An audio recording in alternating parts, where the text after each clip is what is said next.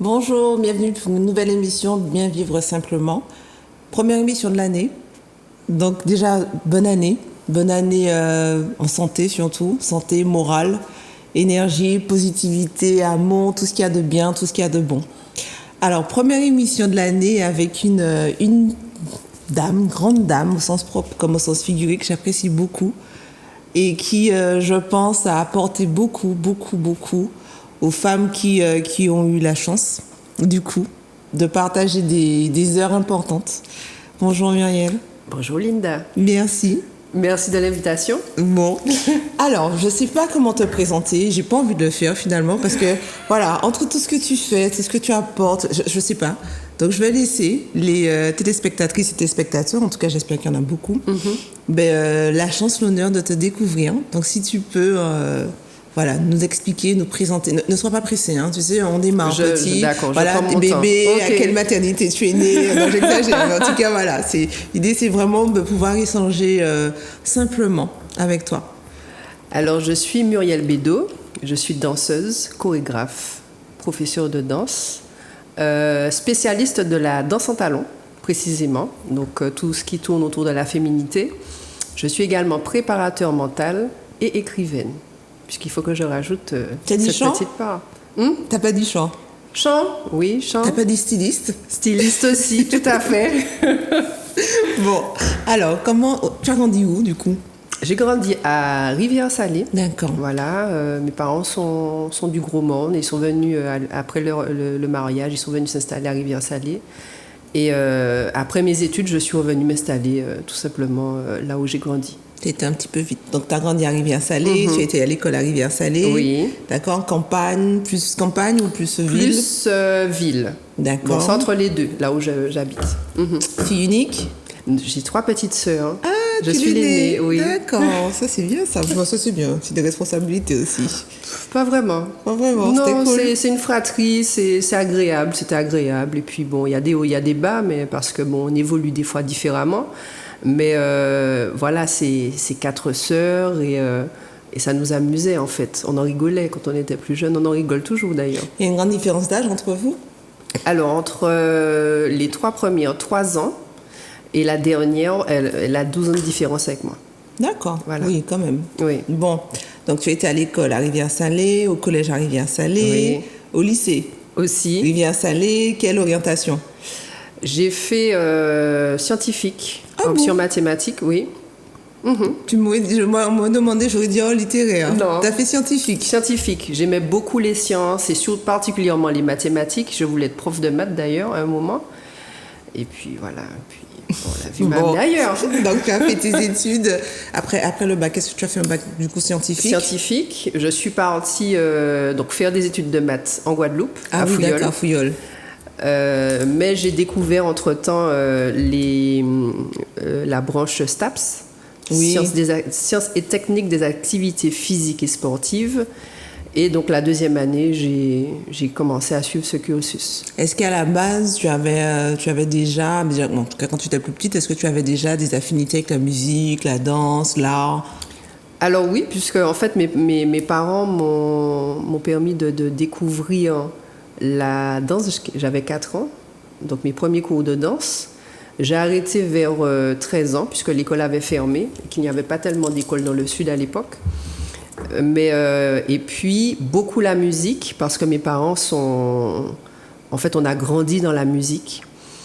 Et donc, assez régulièrement, il y avait la musique à fond, à la maison. Donc, j'ai grandi avec toutes sortes de sonorités, de la samba, en passant par Balavoine, Claude François, mais aussi Kassav, Malavoie. Enfin, voilà, j'ai beaucoup d'influence, je vais dire. Voilà. Bon, donc là, on est en STAPS, on est en Guadeloupe. Donc, j'essaie de comprendre à quel moment le virage.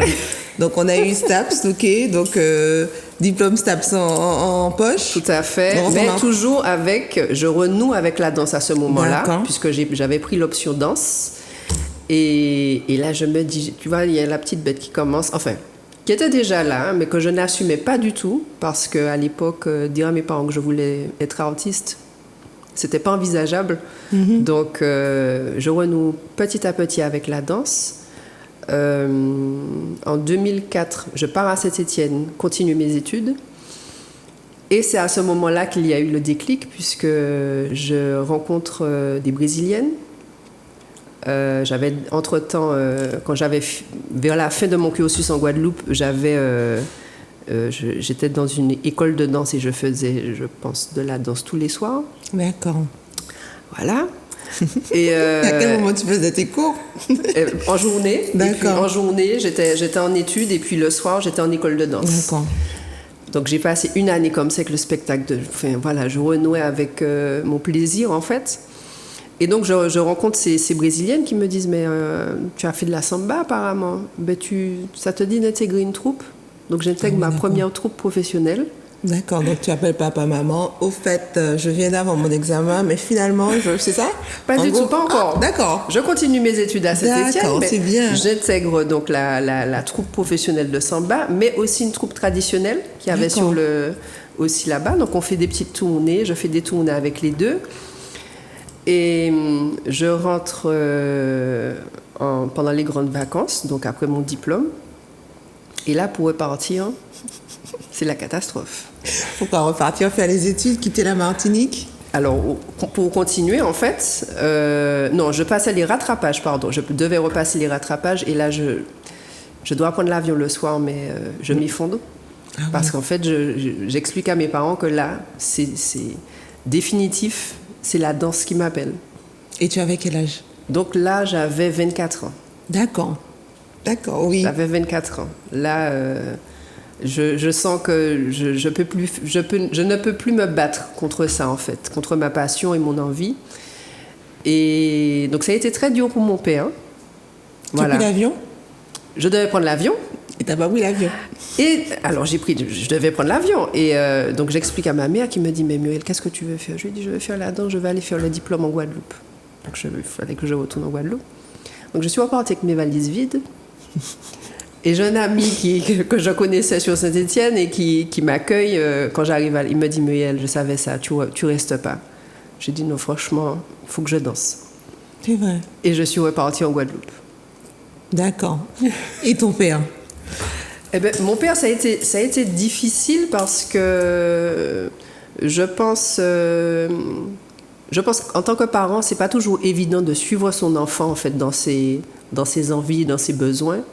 Le métier d'artiste, jusqu'à une période, je veux dire, très tardive, est-ce que c'est reconnu encore? Bon, ça commence petit à petit, mais les gens sont plus informés parce qu'on a Internet. Mais à l'époque, un artiste, c'était très mal vu. C'était en quelle année ça? C'était quelle période? Donc c'était vers les années 2000, mais bien avant, je savais déjà, en fait, j'avais entendu parler des artistes, donc des mannequins. Comme un truc mystérieux, quoi. Mystérieux, des gens qui ont des vies un peu bizarres, etc. Et puis tu sais, au bout d'un moment, tu fais ton analyse et tu te dis, mais en fait, les plus grands artistes qu'on connaît, ils sont arrivés jusque-là, pourquoi? Parce qu'ils ont eu de la rigueur dans ce qu'ils ont fait. Boulot. Donc, quand on associe un artiste à de la folie, c'est juste parce qu'il ne ressemble pas peut-être où il est visionnaire. Il a une vision, je vais te dire, sur l'avenir, mais ça ne veut pas dire qu'il est dans de la folie. Ce sont des choses différentes. Il n'entre pas dans le cadre qui a été défini. Dans le cadre, c'est ça. Et donc, écoute, il faut se battre contre le regard des autres. Je veux dire, par rapport à mes parents, c'est quand même spécial. Je suis la première artiste, en fait. Et donc, voilà. C'est un petit peu ça, mais je me suis dit, je vais relever le défi, quand même. Alors toi, tu as un sacré caractère aussi.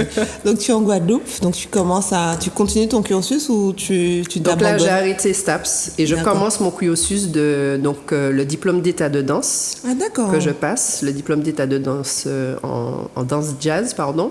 En Guadeloupe? En Guadeloupe. Et donc, ça se fait en 3 ans. Donc, la première étape, c'est l'examen d'aptitude technique. Donc, c'est un examen qui te permet de vraiment confirmer en fait que tu as un niveau de danseur professionnel, en tout cas de danseur, enfin voilà, tu as un niveau. Et quand tu as fini ça, les deux années après, ce sont des UV, donc musique, histoire de la danse, On a fait de l'anatomie, des choses comme ça. Bon, mon cursus STAPS avant m'a permis d'avoir des équivalences. Donc, il y a des UV que je n'ai pas passées. Et puis, la pédagogie pour terminer. Et ça, il y a ça en Guadeloupe. Il y avait ça à Fouillol. Non, pas à Fouillol. En fait, c'est une école de danse qui faisait ça à l'époque, chez Réa. Ensuite, cette école a fermé temporairement. Donc, on a suivi les cours à l'Archipel. D'accord. Sur Basse-Terre. Tu vois, je savais même. Voilà. Et pourtant, j'étais Et tu vas trouver encore plus stupide ma remarque, mais je me dis, ah, tiens, il y a un diplôme de. Tu vois, Okay. alors qu'on est quand même déjà en 2022 et moi, je pensais que tu avais appris ça sur le tas et que, tu vois, comme quoi il y a encore des préjugés, en fait, quelque part. D'accord. Donc, tu as peut-être ton diplôme 3 ans après. Oui. Et là, tu te dis, qu'est-ce que je fais? Alors non, parce qu'en fait, les choses se sont, je vais dire, je rentre dans un circuit, finalement. Et donc, pendant la préparation de mon diplôme, je rencontre des gens, je rencontre des artistes. Donc, je fais des scènes avec des artistes de là-bas, donc Dominique Coco, Dali. J'ai eu l'occasion aussi de travailler de chorégraphie pour Admiralty. D'accord. J'ai fait beaucoup de scènes en Guadeloupe et j'ai travaillé avec beaucoup d'artistes chanteurs. Voilà, c'est-à-dire que les artistes chanteurs là-bas, régulièrement, ou je peux même dire tout le temps, ils sont accompagnés de danseurs. D'accord. Voilà. Et puis finalement, pendant mon diplôme, je vois qu'il y a un casting en Martinique. Ah oui, tu n'as pas cité au début, hein. Tu n'as pas cité aussi que tu étais actrice aussi. Tu as été actrice. Alors ça vient après. Ah d'accord, il y a eu encore autre chose avant. Ça vient après. Dis donc. C'est un ami qui me dit, Muriel, il y a un casting en Martinique pour une comédie musicale. D'accord. Donc, je suis en période de diplôme, mais je me dis que je rentre tenter l'aventure. Je rentre, et donc c'était pour la comédie musicale de Serge Billet, Soweto, avec une chorégraphe new-yorkaise, Stéphanie Battenblen. Et donc, très surprise d'arriver jusqu'au bout, d'être retenue, de faire partie. D'accord. Toi, tu arrives comme ça, toujours par hasard. Par hasard, je me dis, tu sais, je n'attends rien. Je ne suis pas... comment expliquer ça? Comme je ne suis pas en attente, je ne suis pas déçue non plus. Et au contraire, je suis très surprise, et toujours agréablement surprise. Et donc, c'était une aventure vraiment extraordinaire. Soweto, c'était une aventure phénoménale avec des danseurs, avec des chanteurs, avec des comédiens. Une très bonne ambiance. Et donc, on a fait Martinique, Guadeloupe et le Casino de Paris, qui s'est malheureusement arrêté. Mais voilà, si on me dit de reprendre Soweto demain, je le fais tout de suite. À mon entendeur. Et puis, donc, ce dont tu parles, c'est après. C'est en 2008. Donc, je passe le casting de la Baie des Flamboyants. Donc, à l'époque, en Guadeloupe. Donc, je retourne en Guadeloupe entre-temps. Et pareil, je n'attends rien. Et tu as tout. Tu as tout. C'est comme par hasard. Oui, en même temps, hein, tu as raison. Hein. Et je vais pas en curiosité. Voilà, pas en curiosité. Et finalement, je suis... on me garde pour le rôle de Alexia de Berville, la méchante sorcière de la Baie des Flamboyants numéro 2. Très belle aventure aussi, de bonnes connexions. Et c'était assez spécial parce qu'on commençait les tournages très tôt. Et j'étais à l'époque enceinte de ma première fille. Voilà, je me dis à quel moment les enfants apparaissent. D'accord. Et voilà, il fallait me réveiller à 3h du matin. Et puis ça m'a un peu déboussolée parce que c'était des histoires particulières des fois. Le personnage que je jouais était une femme quand même assez méchante. Et c'est pas du tout mon caractère, donc il fallait que... Et tu sais, j'ai des amis qui m'appelaient de Martinique, Muriel, il faut que tu prennes un petit peu de cette femme. Parce que... Non, je dis jamais. Heureusement. Mais comment tu faisais en étant enceinte ça se voyait pas encore, du coup. Non, ça ne se voyait pas encore. C'était mais les premières semaines. Tout ça. Alors, figure-toi que je n'ai jamais eu ça. Voilà. J'étais toujours heureuse. Voilà, qu'il y a une espèce d'aura aussi, peut-être. Mais c'est bien quelque part. C'est bien une aura, alors qu'il y en a qui sont malades, qui vomissent, hein. Regarde, tu veux mon regard, qui ne sont même pas capables de se lever pendant 9 mois, qui perdent du poids, qui ont été hospitalisées 3 fois. Non, mais c'est bien. Ça donne espoir quelque part aussi. Donc, malgré ça, tu arrivais, tu as pu... Combien de temps ça a duré? La Baie des Flamboyants, ça a duré 3 mois environ. Le tournage, donc ça va, tu as encore le temps de gérer. Mhm. Et après, j'ai passé tout de suite le diplôme. Je passais cette année-là le diplôme que je n'ai pas eu, je l'ai passé l'année d'après. D'accord. Voilà. Quand j'ai accouché de ma...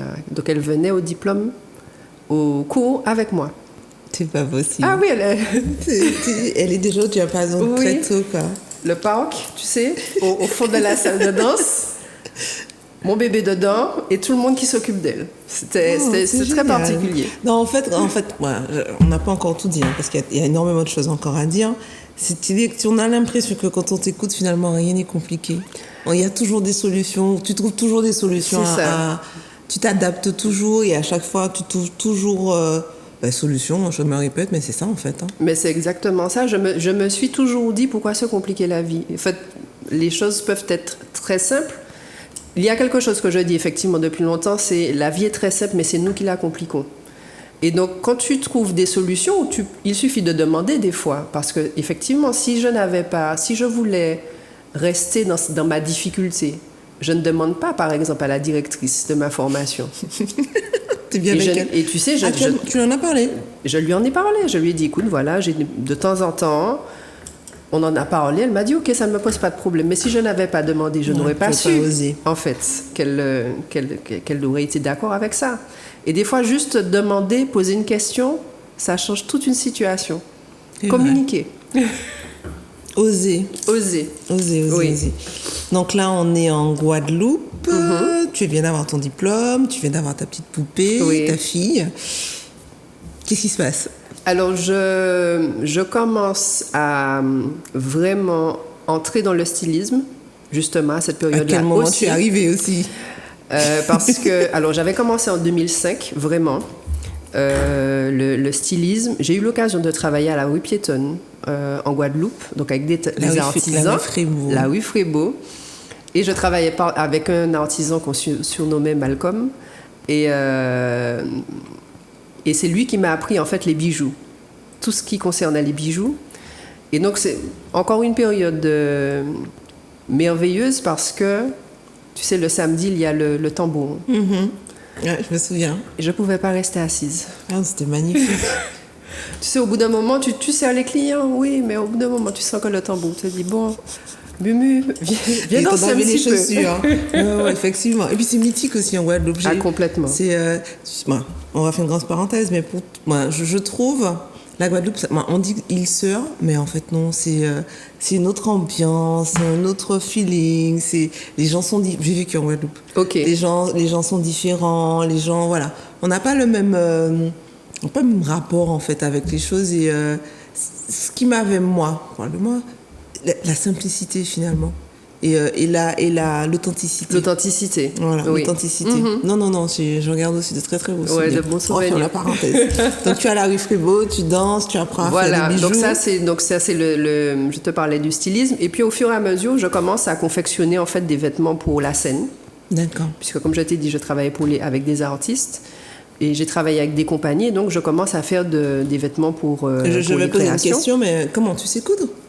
Tout à fait. Tu as appris comment? J'ai appris en 3e. D'accord. J'avais vu la machine de ma mère qui traînait, puisqu'elle avait pris des cours de couture aussi. Et je lui ai dit, maman, je peux prendre ta... Elle me dit, ça t'intéresse? Eh bien, on va prendre des cours de couture. Ah, c'est génial. Et j'ai fait mes cours de couture, donc mes premiers pantalons au lycée. D'accord, donc tu avais déjà... Oui, mais tu avais déjà le truc en fait. D'accord, donc tu as commencé à faire, à dessiner. C'est quelque chose qui m'a toujours intéressée en fait. C'était vraiment la danse et le stylisme. Ce sont des choses qui ne m'ont, je veux te dire, jamais quitté depuis l'enfance. Je vais te poser une question, mais pourquoi? Qu'est-ce qui t'attire dans ça en fait? Alors le côté, la danse parce que c'est de l'expression, parce que je me sens vraiment vibrer en fait. Pleinement moi quand je danse. Et le stylisme, c'est une façon d'exprimer ce qu'il y a, les couleurs qu'il y a dans ma tête et ma vision en fait du tissu, parce que c'est très spécial le rapport que j'ai avec le tissu. Je peux dessiner un modèle avant, mais en fait c'est en touchant le tissu, en le voyant, que je sais qu'est-ce que je ferai avec, tu vois, même les bijoux. Et en fait les deux, ça a toujours été mes moyens d'expression. Voilà, je me sens bien quand j'y suis. C'est bien, c'est bien. C'est tellement simple ce que tu dis, mais tellement beau, ça paraît... J'espère qu'il vous fait rêver chez vous. Hein. J'espère qu'il vous donne envie aussi de vous mettre à la couture, de vous mettre au dessin, de vous exprimer et puis d'y aller spontanément. Donc, on est à la rue Fribourg, on fait des vêtements, on fait des bijoux, on commence à faire des défilés, je pense. Voilà, et donc ça, c'est donc à la même année, peut-être 2008, 2009, 2010. Je commence à faire des défilés, donc je commence à me faire connaître, donc en Guadeloupe. Et puis, finalement, écoute, la vie est comme elle est. Donc, le père de ma première et moi, on se sépare. D'accord. Et je décide de revenir en Martinique. D'accord. Voilà. Donc, là, je reviens en Martinique. Un peu compliqué le retour. Eh bien oui, avec papa qui t'attend auprès de la porte. Je te l'avais dit. On m'a dit ça, on va te l'écouter, moi. Non, bien au contraire. D'accord. Justement, ça a été... il a été... une épaule. Ah oui, vraiment, mon père à ce moment-là, c'est-à-dire, en plus mes parents m'ont accueilli. On va faire pleurer, là. Mes parents m'ont accueilli et c'est pour ça que tu vois, la maison familiale, c'est un endroit pleinement symbolique parce que à ce moment-là, j'avais besoin d'elle, et mes parents ont été là en fait. Et cette maison accueillante qui m'a permis, tu vois, de remonter la pente. Voilà. Et donc je continue la danse. Donc j'arrive ici. J'ai fait quelque chose quand même. J'étais avec ma sœur est pâtissière. D'accord. Et donc j'ai fait quelques mois avec elle. Donc j'ai appris le métier aussi. C'était très sympathique, très dur. Hein, franchement, je dis chapeau à tous les métiers de la bouche. C'est extrêmement minutieux. Oh là là là là. Les mecs sont minutieux, c'est très pointilleux, c'est des températures, c'est des dosages. Oui. C'est ouais. Et puis c'est un rythme de vie très particulier et franchement, en y étant, je me suis dit non mais ils sont forts en fait, tu vois. Oui, quand tu manges un éclair, te dis c'est pas pareil. C'est pas pareil. Ça n'a pas le même goût. Exactement. C'est vrai. Donc j'intègre une première compagnie, puis une seconde, donc la compagnie de David Milom, une compagnie de hip-hop. Et cette année-là, voyage. Voilà, on est parti à un festival à la Grenade, on a fait plusieurs tournées en Martinique, nous sommes partis à Liverpool. Et donc j'avais commencé un petit peu les cours en Martinique, mais ça ne prenait pas. Je pense que c'était pas le moment, voilà, que je revienne. Donc on part à Liverpool, on part à Paris, et je vais sur un site par curiosité, je vois un casting. Et j'y vais. Je me suis dit, bon, j'ai rien à gagner. J'y vais quand même. Je vais quand même.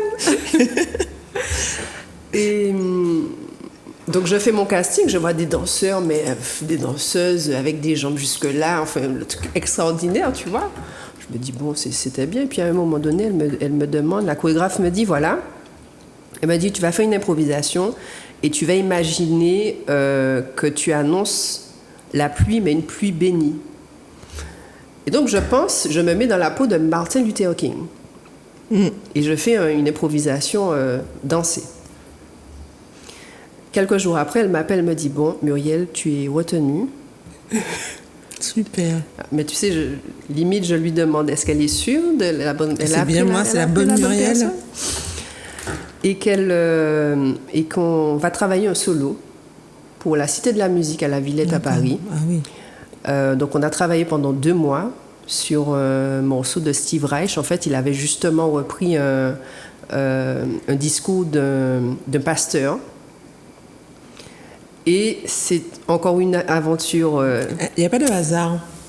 Parce que pendant 3 mois... Alors c'était difficile, je ne vais pas mentir, parce que travailler seul... La chorégraphe n'est pas tout le temps là, mais il faut pouvoir travailler seul. Tu te retrouves... avec toi-même. Avec le miroir, le beau miroir que tu aimes beaucoup. Et c'était pas toujours évident, tu vois. Je me filmais des fois et je me trouvais tellement laide, tu vois, tellement... Et en fait, j'ai dû travailler sur l'image que j'avais de moi-même à ce moment-là, encore plus profondément que toutes les années avant. Là, je pense que je me suis affirmée. C'est cette partie-là de ma vie, en fait, qui m'a permis de... Tu vois, ça m'a ancrée dans ce que je suis. Et on a fait 2 soirs complets à la Villette. Donc il y avait d'autres parties qu'elle avait chorégraphiées. Elle m'a aussi appris je vais te dire la concentration, parce que quand tu es prête à rentrer sur scène et qu'elle te dit, Muriel, tu vois cette partie-là, tu la mets à ce moment-là, et tu mets cette partie-là là, et tu changes les comptes. 1, 2, 3, 4, 5, 6, 7, 8, 8, 7, 6, 5, 4, 3, 2, 1, et tu rentres sur scène 1 minute après. Il faut être concentré. Ouais. Mais elle avait une méthode, en fait, qui me permettait de comprendre ce qu'elle me disait là, sur le moment. Et ça s'est magnifiquement bien passé. Voilà. Et elle s'appelle comment, cette dame? Karine Saponta, avec qui D'accord. j'ai retravaillé jusqu'à l'année dernière. Très Voilà. bien. Et moi, je suis partie là dans les années. Donc, très beau spectacle. Là, on est en 2011. 2011. 2011, 2011, 2011, 2011. Donc, après 2011, tu rentres finalement ici. Moi, tu es installée Alors, ici. je rencontre quelqu'un entre-temps. Et donc, à la Villette, je suis enceinte de mes jumeaux. Ah oui. Pardon. Et des jumeaux, c'est pas anodin. Donc, ils sont là, mais je ne sais pas encore. Tu as fait ton spectacle en étant enceinte des Oui. jumeaux. Mais ils sont là, D'accord. je ne savais pas. Des Je ne jumeaux. savais pas. De jumeaux. Ouais. Ouais. Et on réagit comment quand on nous dit vous avez des jumeaux? J'ai demandé au médecin s'il se moquait de moi. Et en fait, il est resté très sérieux, tu sais. Il a juste tourné l'écran et je vois 2 petits bouts. Oh, trop chou, trop chou. Moi, j'ai eu l'occasion de te voir en photo et mon Dieu, je me suis dit, mais comment elle a fait? Il y a une affiche, je trouve, une très belle affiche, je trouve, qui est touchante, mais en même temps qui parle, qui machin, où on voit ton ventre. Mais je me dis, mais comment elle a fait pour ton ventre pareil? J'ai l'impression que tu vas Pastèque. exploser. Mais si tu mets de l'eau, là, tu glisses tellement, la peau était tendue. Oui, Comment c'est ça vrai. s'est passé? Bien, merveilleusement bien. Alors, une grossesse gémellaire, c'est particulier. D'accord. Voilà, puisque dès les premiers mois, tu es très fatiguée. J'étais comme une baleine, en fait, je pense. Tu sais, comme un petit cachalot.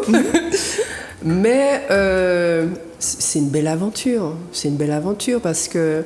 Alors, moins pour les autres, parce que j'ai été très particulière sur mes grossesses. Je ne voulais pas connaître le sexe des enfants, ça ne m'intéressait pas. Donc, les gens étaient très énervés contre moi. On n'achète que du blanc. C'est ça. Il y a d'autres couleurs que le bleu et le rose.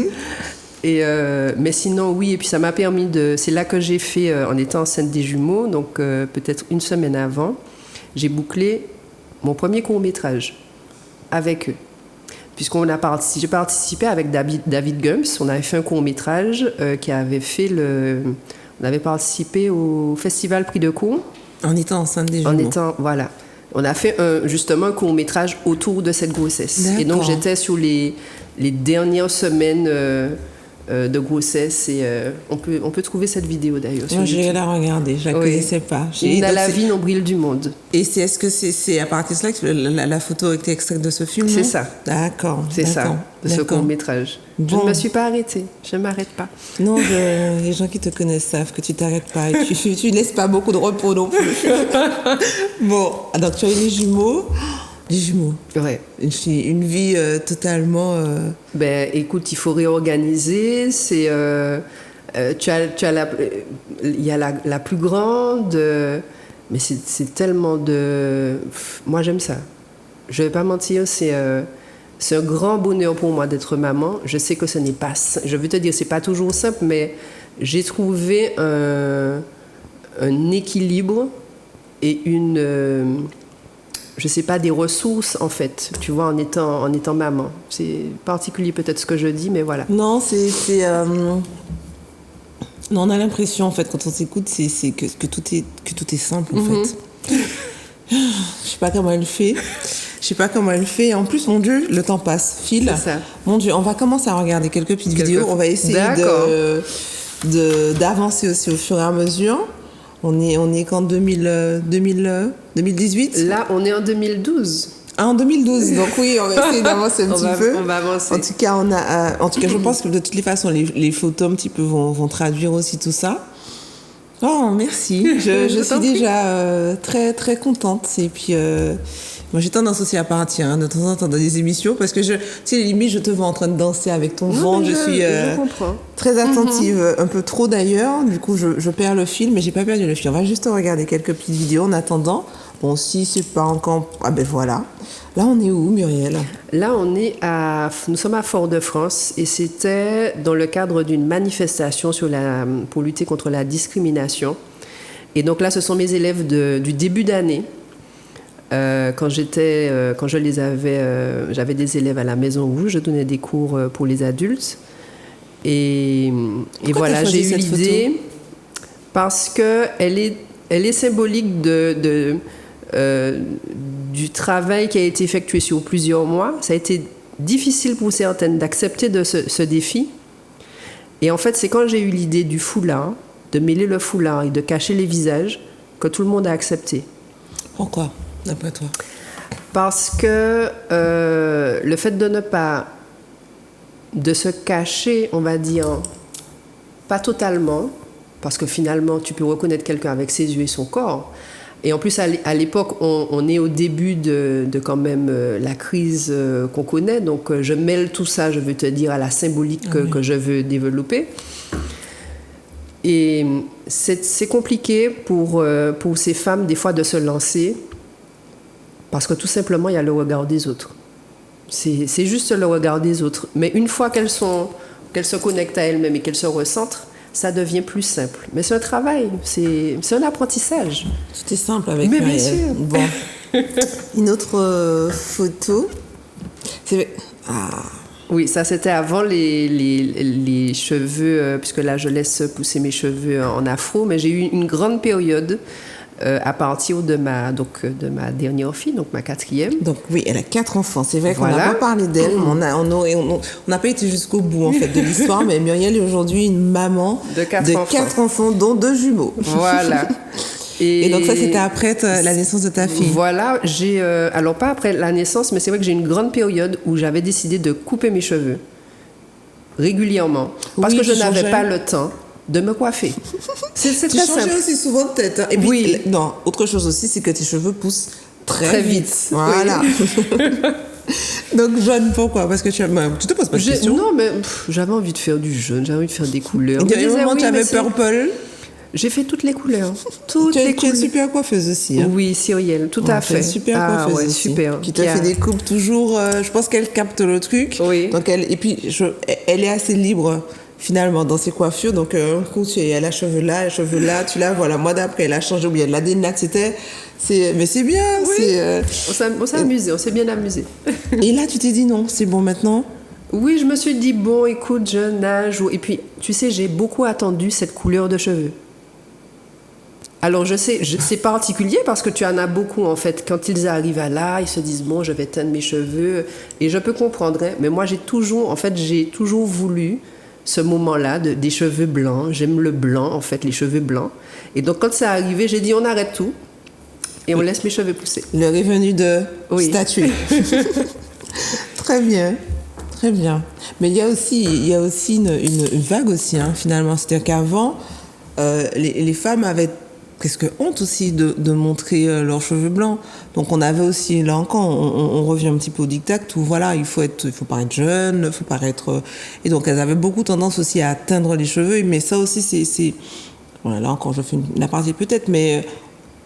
Est-ce qu'on n'associe pas ça aussi? On peut l'associer aussi au mouvement MAPI, tu sais, à une période où bien sûr. On était tout le temps en train de nous défriser les cheveux pour je ne sais trop quoi. D'ailleurs, je ne sais pas pourquoi on défrise les cheveux. Alors qu'on pour était entrer dans une case et dans des codes de beauté. Et à un moment donné, heureusement en fait que ce mouvement est arrivé, de cette prise de conscience, parce que quand tu commences à comprendre la texture de tes cheveux, à comprendre qui tu es, et puis tout simplement les accepter. Les accepter, et puis voilà, te dire que c'est simple, en même temps pas tant que ça, parce que tu te dis, c'est à toi, c'est comme ça que tu es, c'est comme ça que tu finis, donc on fait avec. C'est ça. On avance comme ça. Super. Autre photo. Alors voilà, donc ça c'est une photo récente, qui date de fin 2020, où là je suis en prestation donc à Ouistreham, donc c'est au nord-ouest de la France, en Normandie, et avec la chorégraphe Karine Saporta. Donc c'est la 2e pièce qu'elle avait montée. Elle expliquait très bien au début des prestations. Elle avait fait, donc ça s'appelait les petites pièces créoles. qu'elle voulait changer, transformer en les petites pièces de Muriel, parce qu'elle avait fait en s'inspirant de moi, en fait. Et à côté, je suis avec une danseuse italienne qui s'appelle Théodora. Et donc, elle s'est appuyée sur l'histoire de la Martinique pour construire sa pièce chorégraphique, parce que quand elle est venue avec moi en Martinique, elle est juste tombée amoureuse de l'île et de son histoire. Donc, elle s'est mise à lire l'histoire et à écrire la pièce par rapport à ça. Voilà. Et nous qui avons notre pays, on a avec des costumes faits par des Russes. D'accord. Des costumes en papier, en fait. Donc, qui avaient quand même leur poids, mais c'était sublime. Les costumes sont sublimes, des œuvres d'art. C'était quand ça? Quelle période? Donc, c'était en 2019 et 2020. D'accord, donc tu as eu 2 prestations. Alors, la première fois, on a eu, avant le premier confinement d'ailleurs, on a eu, je pense, au moins une dizaine de prestations. D'accord, quand même. En 3 jours. Et la deuxième fois, j'étais partie avec mes enfants en plus. Ah oui, j'ai vu. Il y avait des photos sur Facebook. Elle les emmène partout, ces enfants. Ils sont d'ailleurs en haut, hein, au cas où, comme ça. Donc, quand ils vont voir les émissions, merci les enfants d'être restés sages. Une autre photo de ce parcours. Voilà, toujours avec Karine Saporta, Ouistreham, tout à fait. D'accord, super. T'es toute mignonne là. Moi, c'est une petite poupée. Ça, c'est Muriel aussi. Wow. Oui. Donc là, c'est avec mes talons. Et ben voilà, c'est c'est pour représenter en fait le Heel Move. En fait, le concept que j'ai créé, ça fait plus de 10 ans maintenant, pour apprendre aux femmes à marcher, à danser en talons, à se reconnecter à leur féminité, à savoir, à comprendre leur potentiel. Je parle comme ça maintenant. Le potentiel, pour moi, c'est important parce que on n'a pas tout le temps conscience, ou même si on en a conscience, on n'ose pas. Et comme tu le disais tout à l'heure, oser, c'est ce qui m'a permis de faire tout ce que j'ai fait jusqu'à maintenant. Parce qu'à chaque fois, j'ai pris mon parachute, j'ai mis le parachute, j'ai sauté. Et c'est ce qu'il faut faire. On a parlé un petit peu vite de ces cours d'IMO, parce que moi, j'en ai fait plusieurs fois, d'ailleurs, plusieurs stages. Bon, ça ne veut pas dire que je danse bien, mais peut-être un petit peu mieux quand même. Hein. Je suis encore coincée un petit peu, j'avoue. Et très impressionnée. Alors, moi, j'ai eu plusieurs, on va dire, jusqu'à présent d'ailleurs. Hein. Le processus est en cours, on va dire. Et moi, la première fois que j'avais assisté à ton cours, ça remonte déjà, je pense, au moins à 10 ans. Oui. Et ce qui m'avait marqué, c'est... j'étais impressionnée, hein, j'avoue. Et il y avait l'une des apprenantes, en fait, qui était là. Et à un moment, elle s'est mise à pleurer. Et je me suis dit, mais... C'est quoi ce truc où quand tu vas là-dedans, tu sors de là en pleurant? Je me suis dit, mais... Et en fait, après, avec le recul, j'ai compris, en fait. C'est-à-dire que c'est quand elle s'est regardée dans le miroir. Mm-hmm. Donc, je ne sais pas ce que ça lui a...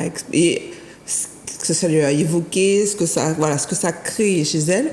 Mais en tout cas, elle s'est mise à pleurer. Je me suis dit, mais c'est quoi ce truc? Et quand je l'ai vue après apaisée. C'est que... comme un papillon, tu sais, tu sentais qu'elle avait enlevé sa coquille et puis ça, et aujourd'hui, j'ai eu l'occasion de la revoir d'ailleurs, je sais pas si tu te souviens de qui c'est, donc elle a perdu déjà beaucoup de poids, mais c'est oh là là, on sent qu'il y a eu quelque chose qui s'est passé et tout. Comment finalement t'es venue cette idée de cours? C'était à l'époque en Guadeloupe, en 2009, et donc la femme d'Admiralty, Jessica, me demande... on se rencontre sur un défilé, elle me demande si je chorégraphie des défilés, je lui dis oui. Et donc je me retrouve à chorégraphier un défilé, donc le défilé de leur marque à l'époque. On fait le casting, je ramène des danseurs, etc. Et je me rends compte qu'ils ne savent pas danser en talons. Et c'est de là qu'est partie cette idée, en fait. Donc, je commence les cours, je me dis, mais il faut absolument que les gens puissent savoir danser en talons. Et c'était pas répandu comme maintenant, hein, puisque tu sais, à l'époque, il n'y avait pas les réseaux comme maintenant. Enfin voilà, c'était pas à ce point. Je commence, mais donc à la base, je m'intéressais vraiment au public danseur. Mais au fur et à mesure, tu sais, je veux te dire, la vie t'amène ta mission, selon moi. Et donc, au fur et à mesure, j'ai vu que les femmes venaient et qu'il y avait un besoin de ce côté-là, c'est-à-dire d'utiliser le talon comme accessoire, mais pour arriver à un but précis, c'est-à-dire à travers les exercices, à travers l'improvisation que je fais, que les femmes puissent libérer et lâcher, en fait, s'exprimer dans le cours et trouver la force, en fait, de faire la même chose à l'extérieur de la salle. Tu sais, Muriel, je pense qu'on va refaire une autre émission. On va faire une autre émission. Ouais, je pense qu'on aura, exceptionnellement, on aura un épisode 2. Je suis presque triste, mais on va continuer à voir les photos. Mais il y aura, donc tu es invité. Lundi, le mois prochain, vous allez nous retrouver à nouveau avec Muriel. On va continuer sur les photos. On va continuer encore un petit peu sur les photos. Moi, j'ai envie de voir les photos, donc on va continuer. Alors, ça, c'est toi avec l'une de tes créations. Exactement, c'est ça. Et là, c'est dans la danse moderne. Voilà. Oui, il y a aussi autre chose que tu n'as pas du tout, mais on va se voir le mois prochain, c'est pas grave. Marie-tête. C'est ça aussi. Ah oui, c'est vrai, je n'ai pas parlé de ça.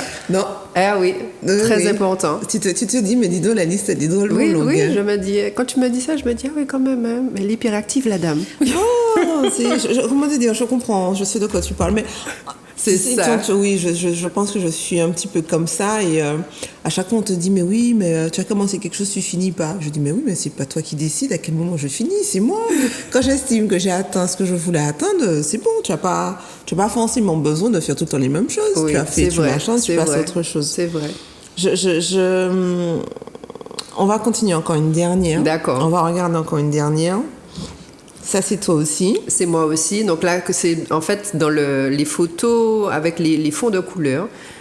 C'était en fait, ce sont les publicités pour récentes, puisque j'ai eu l'ouverture de mon centre cette année. Oui, voilà. Oui. Génial. Je serai obligée de conclure parce que du coup, en fait, figure-toi que d'habitude, quand je fais des émissions, on discute, mais là, on a fait à peine la moitié de ce qu'on devait dire, mais il y a tellement à dire et il y a tellement à dire. Je sais plus, je suis perdue, pardon. Mais oui, tu m'as déstabilisée et puis je réalise.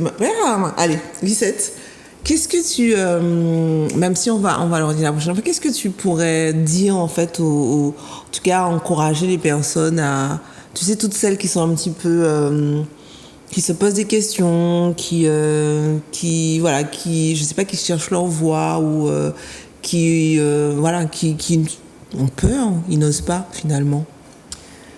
Première étape, j'allais dire, se recentrer sur soi.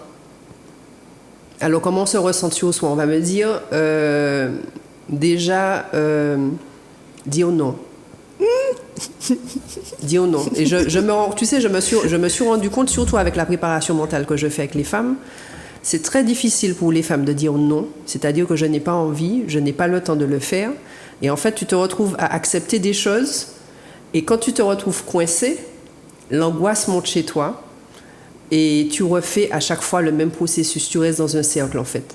Déjà dire non. Déjà, juste dire, je ne peux pas, je n'ai pas envie. En fait, accepter que la situation sur le moment n'est pas pour toi, ne te convient pas ou mais comment importe. Tu fais pour savoir, c'est bizarre, on entre dans une psychologie peut-être, mais comment tu fais pour savoir que cette décision-là n'est pas faite pour toi? Parce que tu le ressens? Mais bien sûr.